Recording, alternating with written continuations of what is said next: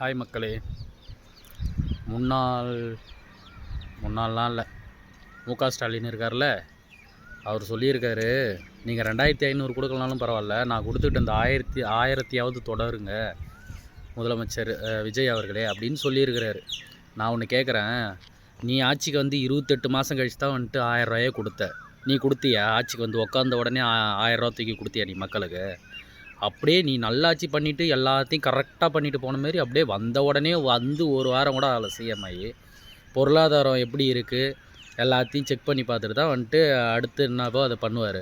நீ வந்த உடனே வந்துட்டு 1000 ரூபா கொடுத்த மாதிரி 28 மாதம் கழித்து கொடுத்த நீயெல்லாம் பேசக்கூடாது, புரியுதா? அவருக்கு எப்போ கொடுக்கணும், எப்படி கொடுக்கணும், எந்த டைமில் கொடுக்கணும், மக்களுக்கு அந்த டைமில் கரெக்டாக அவர் கொடுப்பார். நீ வந்துட்டு அப்படியே நல்லாட்சி பண்ணிட்டு போன மாரி வந்துட்டு உடனே அறிக்கை விடுற.